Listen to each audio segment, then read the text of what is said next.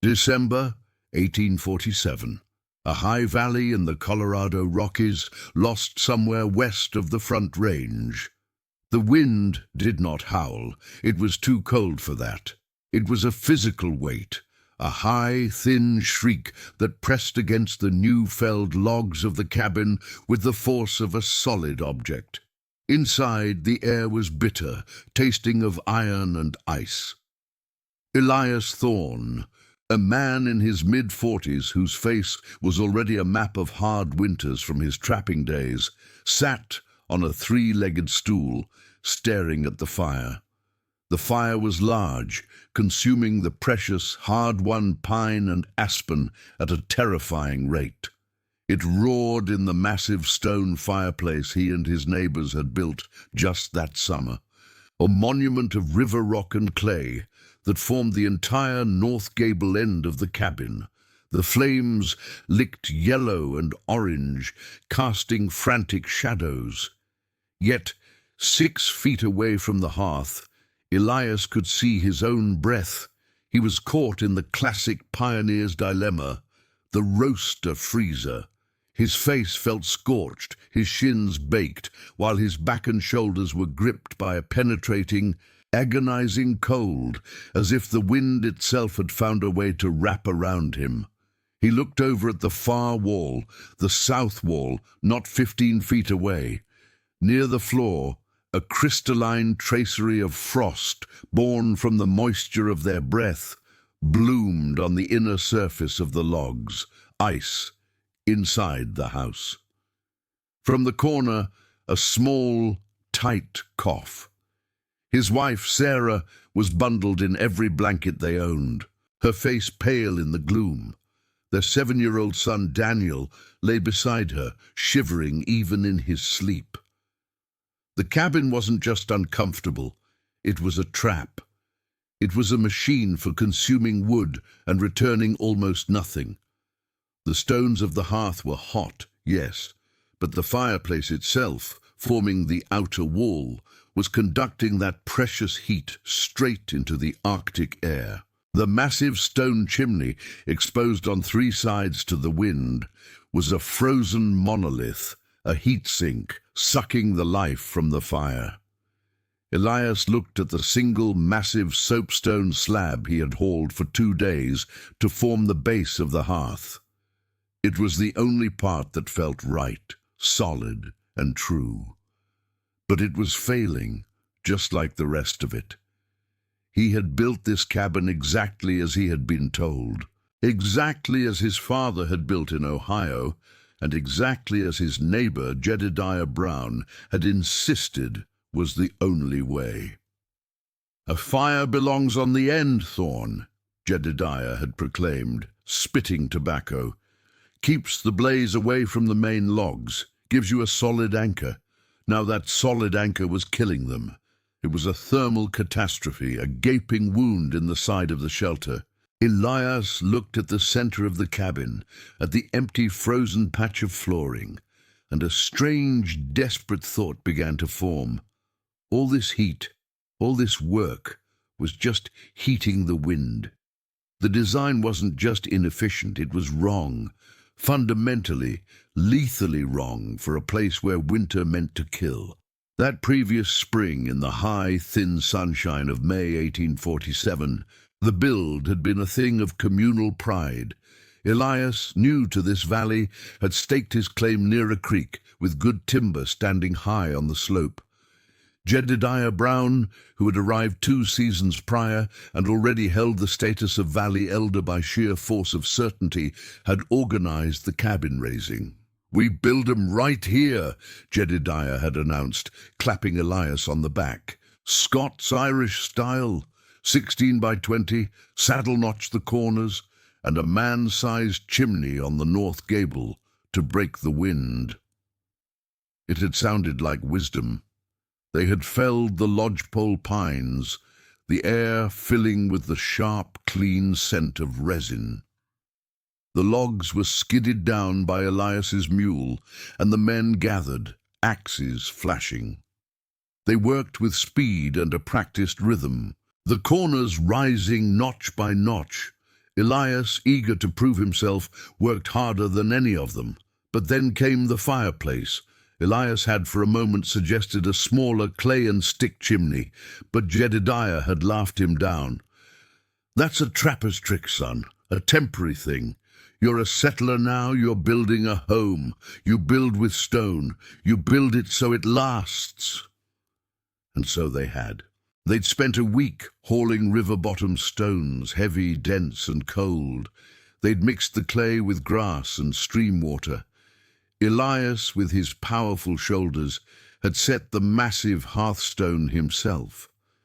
They'd built the fireplace wide enough to roast a deer, the chimney tapering as it rose, a great jutting monument of pioneer stubbornness on the cabin's northern face. When it was done, and the first fire lit, the draught was magnificent. The smoke drew up and out perfect. Jedediah and the other men, Harper, Davis, and McKay, had nodded in satisfaction, sharing a jug. "There," Jedediah had said, stamping his boots on the new puncheon floor. "That's a fireplace. That'll see you through." Now, in the heart of the blue dark winter, that perfect draught was his enemy. It was too good. It was sucking every particle of warm air up the flue, pulling frigid air in through every crack and joint in the walls. The logs, green when they were set, had shrunk in the dry Arctic cold, and the clay chinking between them had frozen, cracked and fallen out in chunks. The wind didn't just whistle through the gaps, it streamed. He and Sarah spent hours every day remudding the walls, only to have their work freeze and crumble by morning. He was burning 3, maybe 4 times the wood Jedediah was, and Jedediah's cabin was set lower in a copse of aspen. Elias was high and exposed. He would spend 8 hours a day felling, bucking, splitting, and hauling wood just to feed the insatiable stone monster. He would return, sweat freezing on his beard, only to enter a cabin that was barely above freezing. The fire was a tyrant, demanding constant service. Let it die down for an hour, and the cold would claw its way back to the very edge of the hearth. Sarah's cough grew worse.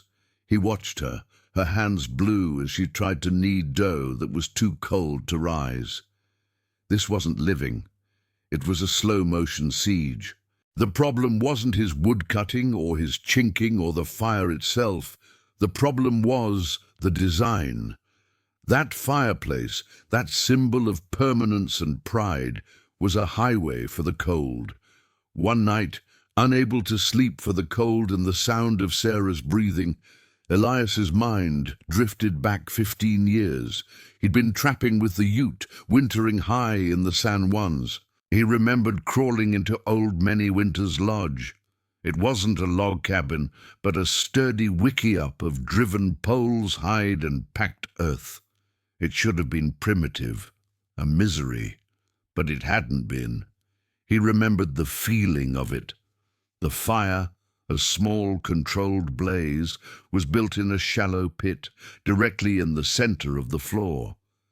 The smoke rose, lazy and slow, to a hole in the roof, shielded by a hide flap. It was smoky, yes, but the entire lodge was bathed in a gentle, radiant warmth. The earth floor was warm. The sleeping platforms around the edges were warm. The heat didn't escape. It had nowhere to go but into the living space. The fire's energy radiated in 360 degrees, warming the occupants, the ground, the very air. He'd slept better in that smoky lodge than he ever had in a white man's cabin. The memory was so clear, so profound, that he sat bolt upright, startling Sarah. "The fire! It's in the wrong place," he whispered, not to her, but to the cabin itself. The next week, a rumor passed through the valley. A new settler, a German immigrant named Anton Hessler, had bought the failed claim up on the North Fork.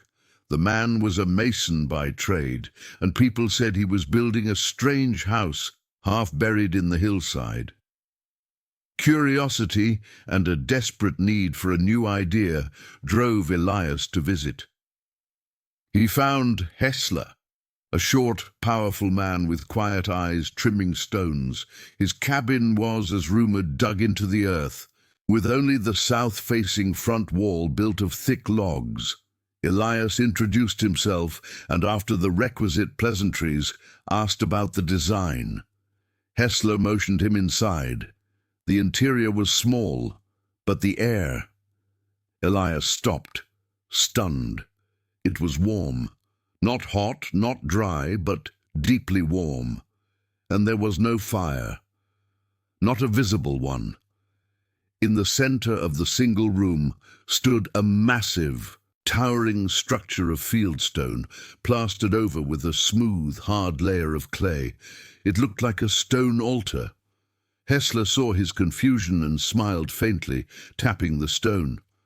"It is a Grundofen," he said, his English thick. "A ground oven. The fire is inside."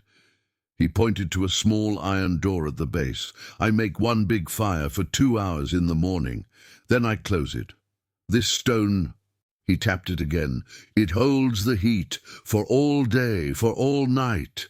Elias placed his palm against the plastered stone. It was radiating a steady, gentle, unmistakable warmth. Hess stopped. "The smoke?" Elias asked. Hessler pointed up. "The flue goes, how you say, back and forth inside the stone before it goes to the roof. It gives all its heat to the stone. No heat is wasted to the sky." He looked at Elias with knowing eyes. "In my country, we know the stone is a battery. You Americans, you build your fire in the wall. You heat the outside. It is dumb, stupid." The word, spoken without malice, hit Elias like a hammer blow. You heat the outside. It was the truth. He thanked Hessler, his mind spinning. The Ute fire in the center, the Germans' heat-holding core. The principle was the same. Capture the heat within the living space. Don't let it touch the outside world. He walked home, not feeling the cold. He had an idea. It was terrifying. It was radical, and it would mean starting over. That night, Elias did not go to bed.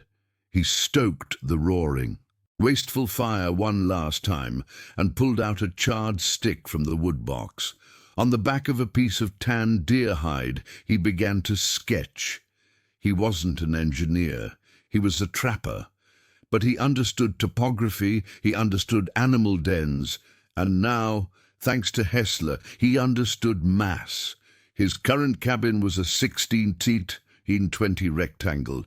The fireplace owned the 16-foot gable. This was the problem. His new design started not with a wall, but with a center. He drew a large 10-foot square directly in the middle of his cabin's footprint. This would be the core. This would be his hearthstone, magnified. It would be a massive, solid block of masonry, and it would contain everything. The fireboxes, the flues, the oven, and the chimney. It would be the heart of the house, and its main structural pillar. He sketched how the cabin would be rebuilt around it. The house would be more square now, maybe 22 to give space on all sides. The core would naturally divide the room. On one side, the north side, would be a large, deep firebox for heating, maybe with a smaller opening. On the south side, facing the door and the light, would be the cooking hearth, with a built-in bake oven, just as he'd seen in his mother's kitchen back in Ohio. The two flues from these fireplaces would snake upwards inside the stone mass, joining into one thick central chimney that would rise through the ridgepole. This was the critical problem: how to run a chimney through the main roof beam. Jedediah's words about keeping the fire out of the logs echoed in his head, but Hessler's and the Ute's designs proved it was possible. Elias sketched the solution: The ridgepole wouldn't be one long beam.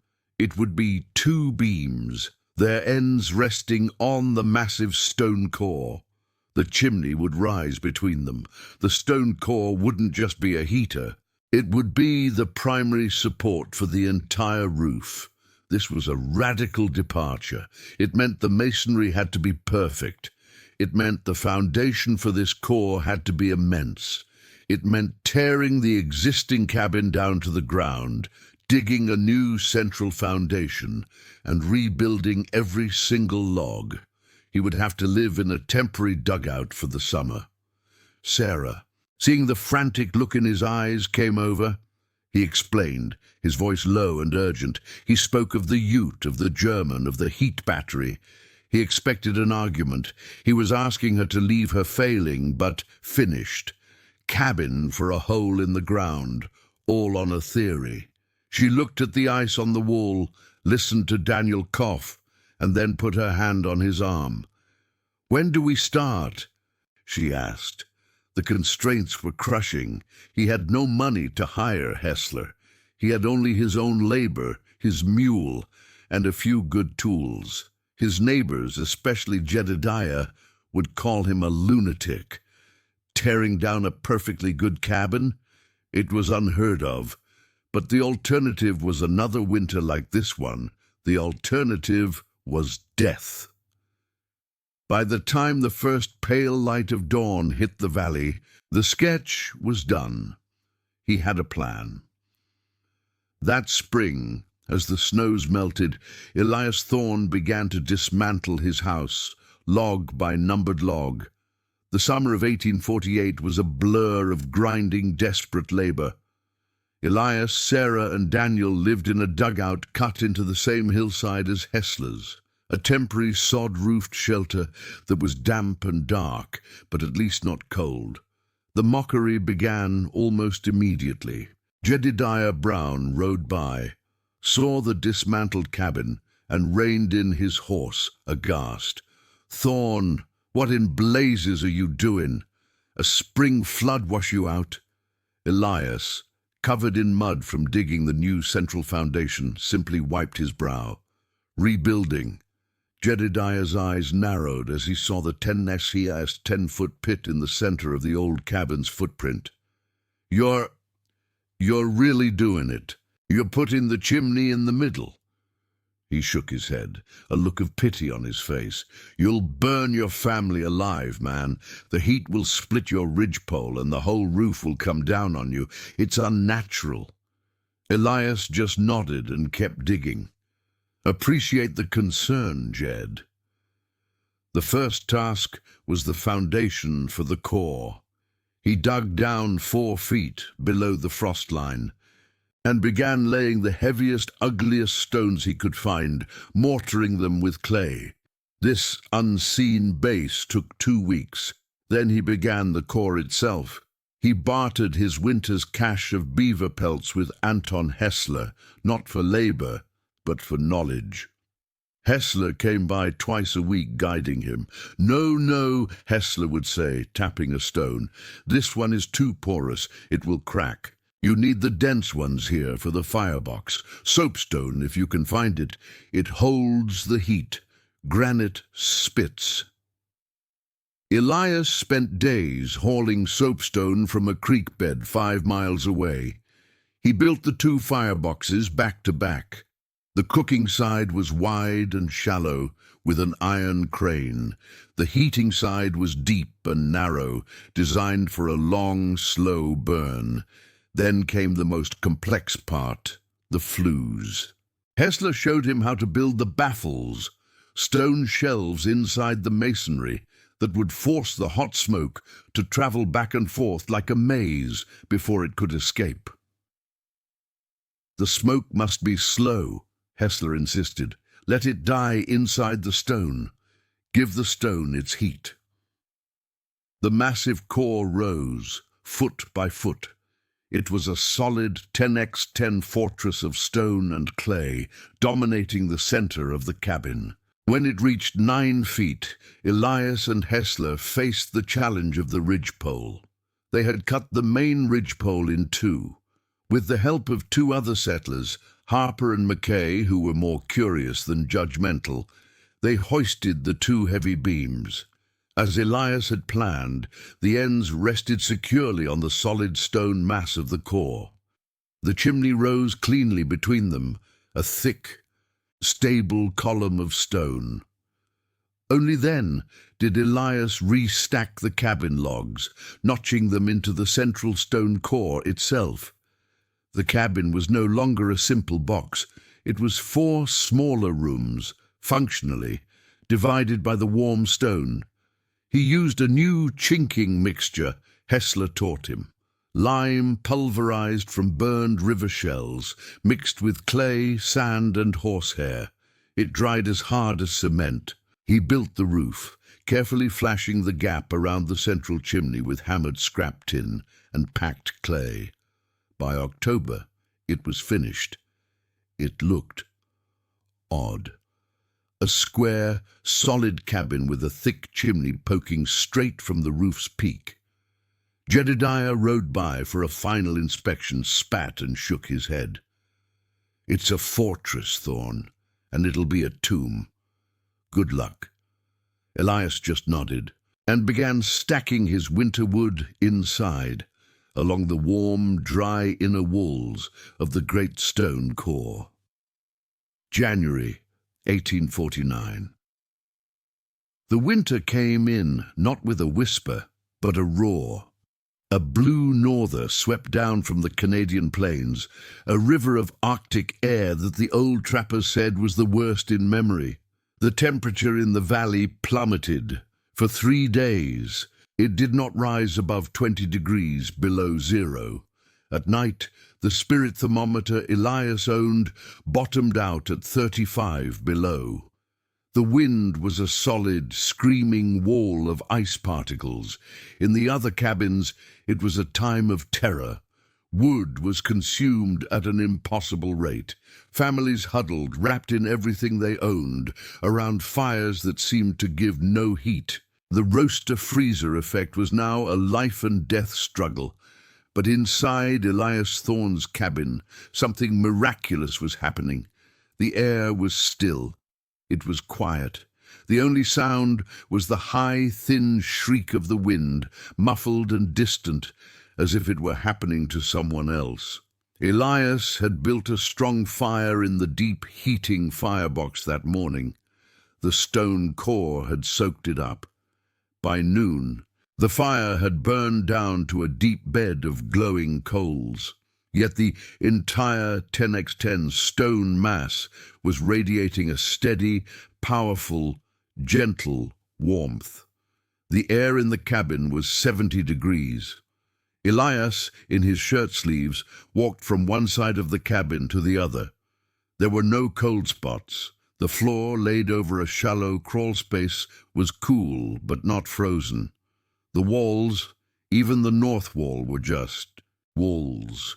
They were not bleeding cold. The frost that had plagued him last year was gone. Sarah was at the table, sewing a patch on Daniel's trousers, her fingers nimble.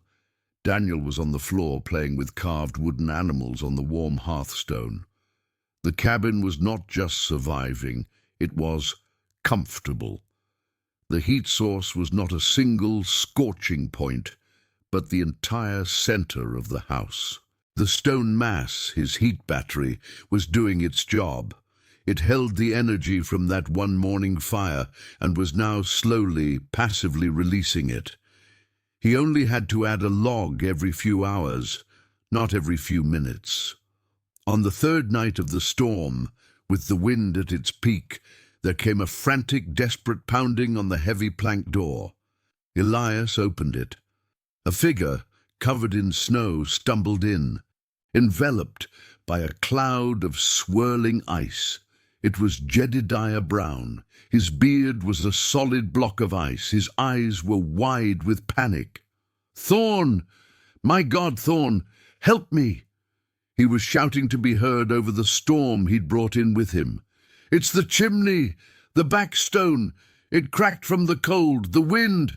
It's coming down, the flue! The fire's out! We're We're freezing. Elias, my wife, my boy, their skin is white. Elias pulled him in and barred the door, the wind slamming against it. Jedediah stopped, breathing hard, and looked around. He unwrapped the ice from his face, his jaw working. He stared at Sarah, sewing, at the boy, playing, at Elias, who was wearing no coat. Jedediah slowly, unconsciously, began to unbutton his own frozen coat. The wave of warmth had hit him. It wasn't the searing heat of a fire, it was the enveloping warmth of a room. He walked, as if in a trance, to the central stone core and placed a bare hand on it. It was warm. He looked at Elias, his pride shattered, his face a mask of awe and disbelief. "My God, Elias," he whispered, it's warm. The whole place is warm."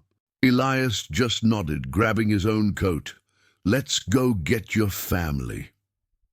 That night, Jedediah Brown's family and the Harpers, whose roof had partially caved, huddled in the warmth of Elias's cabin. The storm raged for 2 more days, but inside the center chimney house they were safe. They had food and they had warmth. Jedediah, his certainty broken, spent the 2 days just watching.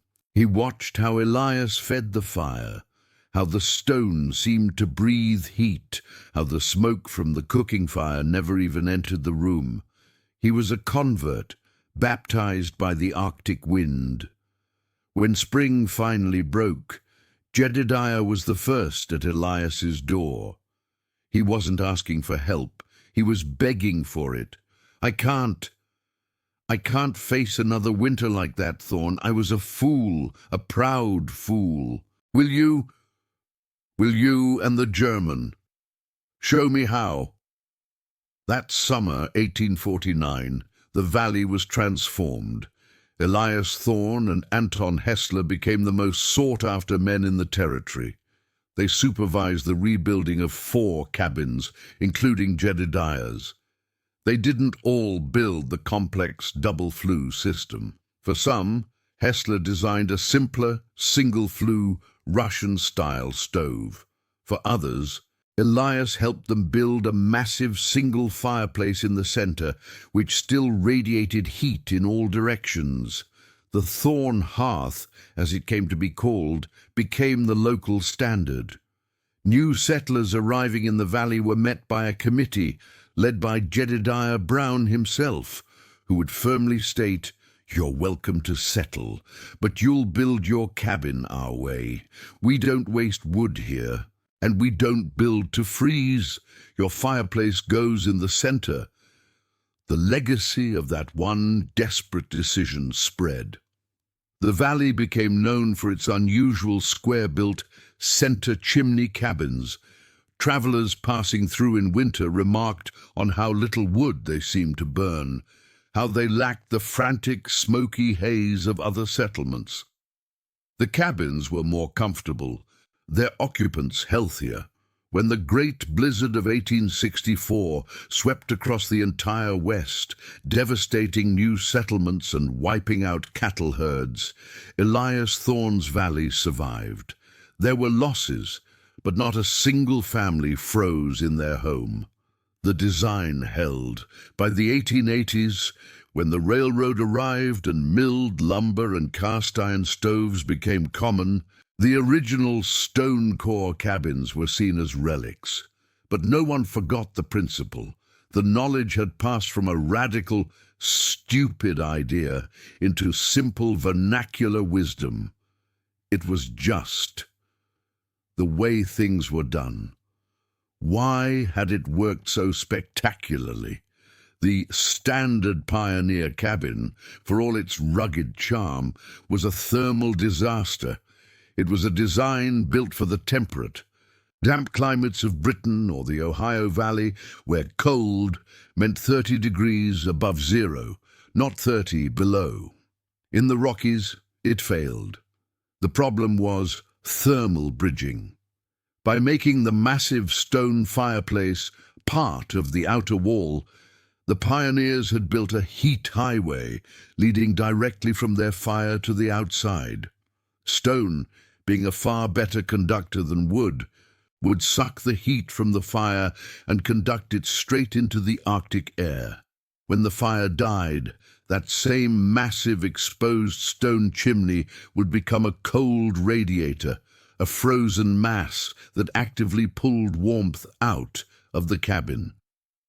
Elias Thorne, by listening to the Ute and the German, had intuitively grasped two principles that building science would not formalize for another century.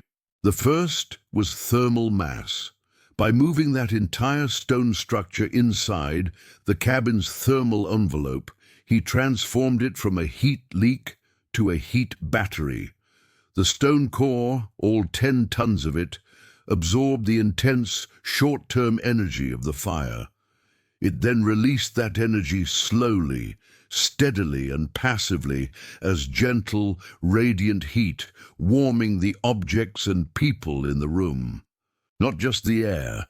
The second principle was the decoupling of the heat source from the outside climate.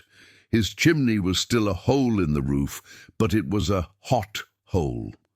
By rising through the center of the house, the entire masonry column, hot from the smoke and baffled flues, released its residual heat into the living space and the attic before it ever touched the cold outside air. This kept the flue warm, ensuring a perfect draft and preventing the wind from killing the fire. The Thorne hearth was, in essence, a high-mass passive heating system. It separated the house from the climate, using the stone as a mediator. It was a design born not of theory, but of observation, desperation, and the humility to admit that tradition was wrong. Elias Thorne lived in that cabin for 31 more years. He watched the valley fill with settlers, saw the railroad come through, and watched his son, Daniel, build his own house, a modern 2-story frame house with a cast-iron stove. But Daniel's house was built on the same foundation of knowledge. It was insulated, tight, and designed to manage the cold, not just fight it. Elias passed away in the spring of 1880. He was buried on the hillside overlooking the creek. His cabin, seen as old-fashioned, was eventually abandoned. But the massive stone core, the hearthstone he had laid in 1848, refused to fall. It outlived the logs, which rotted away, and the roof, which collapsed. For decades, it stood alone in the meadow, a square stone tower, a monument to a forgotten principle. The lesson Elias learned was not just about building, it was about the danger of assumptions. Tradition is only wisdom if it fits the place it's in. Otherwise, it's a trap. He had learned that a house is not just a box to keep the wind out. It is a system for managing energy. The most critical failure is not a split log or a leaking roof, but a flawed design that works against nature. By observing the Ute fire and the German stove, he had combined ancient knowledge with new thinking. He had faced a problem, questioned the right way of doing things, and found a better way. The most profound innovation is often not an invention, but a rearrangement. It is the understanding of what belongs at the center. He had learned that you cannot defeat the cold. It is too vast, but you can manage it. You can build an island of warmth and hold it through the darkest night. And the difference between comfort and catastrophe, between life and death, is sometimes just a matter of knowing where to build the fire.